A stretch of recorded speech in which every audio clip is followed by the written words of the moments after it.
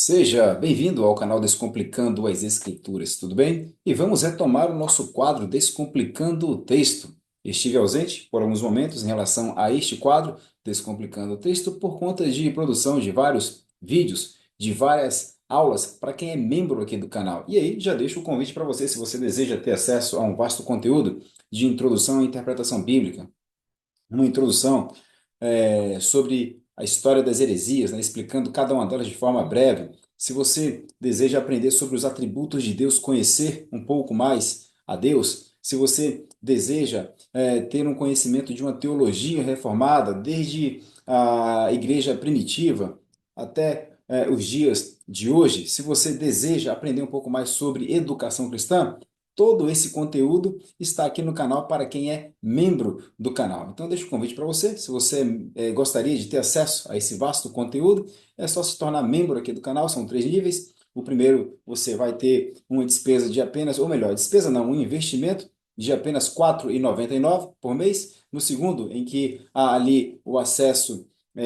de todos os cursos para quem é membro nível um, e no nível 2 você vai ter acesso ao curso específico de educação cristã e também terá acesso a todos os cursos do nível um, como eu já disse. E se você deseja ter acesso a todo o conteúdo aqui do canal, você passa para o nível 3, apenas R$ 24,99 por mês, e você vai estar fazendo um investimento em que você terá acesso a todos os cursos aqui do canal Descomplicando as Escrituras, e eu tenho a veemente certeza de que isso irá contribuir muito no seu crescimento. E o texto de hoje que nós vamos trabalhar aqui no quadro Descomplicando o Texto está lá na carta do apóstolo Paulo, no capítulo 11, no versículo 32. Eu vou compartilhar aqui com vocês para que vocês possam ler junto comigo. Vamos nessa?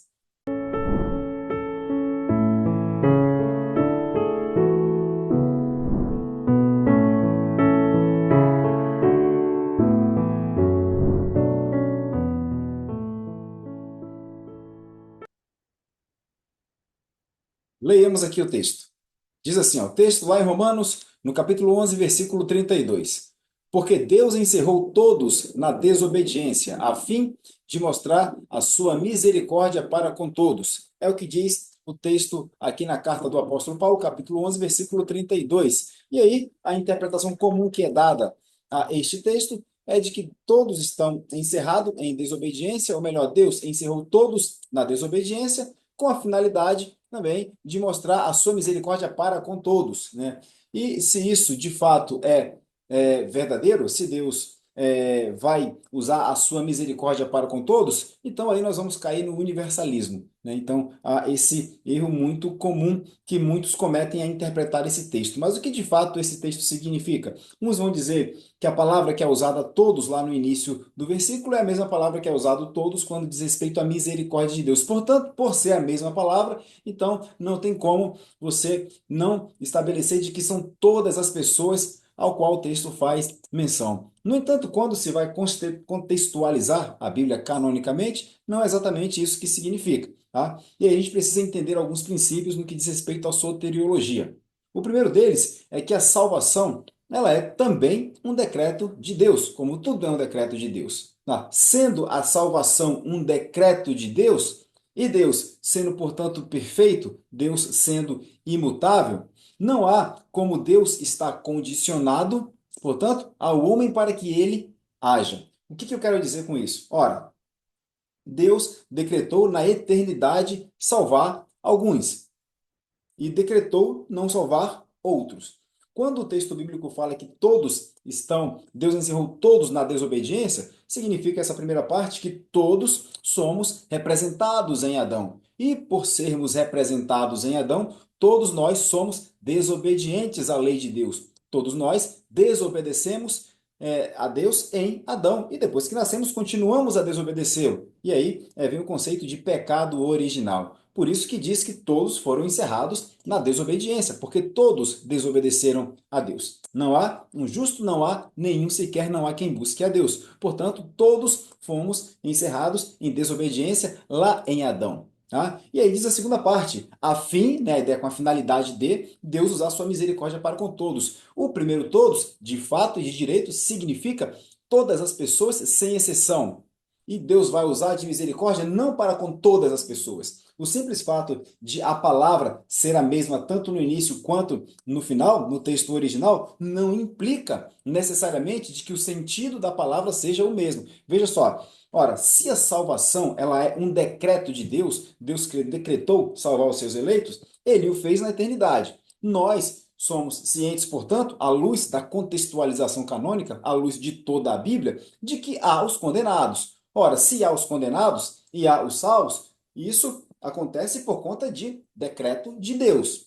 Ora, sendo, portanto, decreto de Deus, não tem como não ter acontecido na eternidade. O fato de os eventos irem acontecendo dentro de uma cronologia, para nós, não significa que Deus já não fizera na eternidade. Sendo, portanto, um decreto de Deus, Deus não sendo também sujeito a ações externas, portanto, ele é a finalidade nele mesmo, né? Ele faz tudo segundo o conselho da sua vontade, como diz o próprio texto bíblico, lá na carta do apóstolo Paulo aos cristãos de Éfeso, sendo Deus, portanto, tendo Deus, portanto, tomado a decisão segundo o conselho da própria vontade, e ele decretou a salvação do homem na eternidade, e sendo a salvação, portanto, um decreto de Deus, não há meios, não tem como esse segundo todos ser todas as pessoas do mundo, porque aí Deus estaria sujeito ao agente que necessita da salvação. E aí, o agente que necessita da salvação é quem iria determinar o decreto de Deus de salvação ou de rejeição. Por quê? Porque os adeptos da teologia ou da doutrina soteriológica arminiana vão dizer que para que esse todos seja necessário, para que esse todos sejam todas as pessoas do mundo, e assim o é, segundo a defesa deles, há a necessidade de que o homem creia para que Deus então possa salvá-lo, porque se o homem não crê, o homem não irá ser salvo. Portanto, a salvação do homem é condicionada à decisão do homem. Logo, sendo a salvação do homem condicionada a ele, é o homem quem vai determinar que Deus decrete algo, seja para salvar, seja para condenar. Então veja que absurdo. Se de fato esse segundo todos é todo mundo, todas as pessoas, Deus está condicionado à vontade do homem, ou condicionado ao desejo do homem, condicionado à escolha do homem. Portanto, Deus não decretou a salvação do homem na eternidade. Logo, é impossível você entender este segundo todos como todas as pessoas do mundo. Não faz sentido ser todas as pessoas do mundo, porque se o fizesse, Deus seria o agente passivo na salvação e não o agente ativo, direto na salvação, porque ele iria depender da decisão do homem de crer ou de não crer, para que ele então tomasse a decisão de decretar, salvar ou não salvar. E nós sabemos que Deus decretou todas as coisas na eternidade. Logo, não tem como entender esse segundo todos, apesar de ser a mesma palavra, né, paz, esse mesmo adjetivo grego, paz, ser o mesmo do primeiro, paz, todos também, ser o mesmo significado, ter o mesmo campo semântico. Ora, quando nós vamos fazer a chamada exegese, nós precisamos entender que que determinado texto ele deve ser compreendido à luz de toda a escritura, à luz de todo o processo canônico, e não apenas diante de uma frase, porque a palavra é a mesma, a segunda palavra é a mesma, logo elas semanticamente tem o mesmo sentido. Não é assim que se faz, porque aí nós vamos cair no universalismo, o primeiro deles, ou nós vamos cair ainda numa interpretação ainda pior, ou num entendimento ainda pior, de que Deus é o agente passivo na salvação. Ora, se é o homem quem define se vai crer ou se não vai crer, Deus só vai decretar a salvação dele depois que o homem tomar a decisão, sendo Deus, portanto, o agente passivo no processo salvífico. O que nós sabemos, à luz de toda a Escritura, que não é assim que funciona. Logo, esse, segundo todos, não tem que significar todas as pessoas do mundo, porque se assim o for, há incoerência à luz de toda a contextualização canônica. O primeiro todos, sim, são todas as pessoas, sem exceção, porque todos caíram em Adão. Isso é o conceito de pecado original, que muito bem já sabemos. O segundo todos não tem como ser todas as pessoas, primeiro, porque nós sabemos, à luz da Bíblia, que não serão salvas todas as pessoas. Isso nós já sabemos. Segundo, que se de fato ali forem todas as pessoas do mundo, há uma condicionante para que isso aconteça. E muitos vão dizer, principalmente a teologia ali arminiana, que o homem precisa crer para ele ser salvo, e essa é uma ação do homem, dele para ser salvo. E essa ação do homem, então, ela vai determinar a ação de Deus. Veja, Deus passa a ser um agente determinado e não um agente determinante, o que é um outro absurdo. Portanto, essa leitura, ela é impossível. Ela é impossível. Mas aí você pode fazer a seguinte pergunta: tá, mas o homem não tem que crer? Sim, o texto bíblico diz que o homem tem que crer. A pergunta é: quem vai crer e por que ele vai crer? E aí a gente precisa, mais uma vez, contextualizar cada versículo canonicamente, à luz de toda a Bíblia. Quando João diz lá em Apocalipse, falando que Jesus está na porta, né, uma figura de linguagem que ele está usando: eis que estou à porta e bato, se alguém abrir ouvir a minha voz, abrir a porta, eu serei com ele e ele comigo, né? Jesus Cristo vai dar a vida eterna. De fato, essa condicionante, se essa conjunção condicionante, ela também está lá no texto original. No entanto, a pergunta que se faz é: quem vai abrir a porta e por que vai abrir a porta? Ora, quem é que vai abrir a porta? Aí o próprio texto bíblico vai responder. Se nós formos lá no Evangelho de João, o mesmo autor de Apocalipse, ele vai dizer que as ovelhas de Cristo ouvem a voz dele e as ovelhas vão até ele. Então, quem é que vai ouvir e quem é que vai abrir a porta? As ovelhas. Por quê? Porque elas já foram eleitas por Deus antes da fundação do mundo. E agora, o meio pelo qual Deus vai prover para que essas ovelhas cheguem-se até Deus é a pregação do Evangelho. Então, aquele que decretou os fins, ele também vai decretar os meios para a salvação. Então, de maneira alguma, esse texto de Romanos, capítulo 11, versículo 32, esse adjetivo todos no grego, né? A gente pode até, mas todos não é um adjetivo, na língua grega sim, é um adjetivo.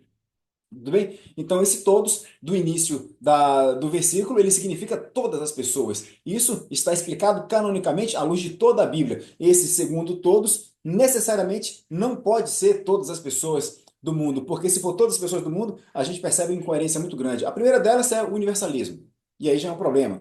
A segunda é que o outro problema ainda maior é que Deus passa a ser o agente determinado e não o agente determinante no processo salvífico, e por isso é um problema, tudo bem? Então, sim, primeiro todos significa todas as pessoas do mundo, o segundo todos não significa todas as pessoas do mundo, todas as pessoas do mundo, e sim somente os eleitos, que é para com quem Deus vai agir com misericórdia, tudo bem?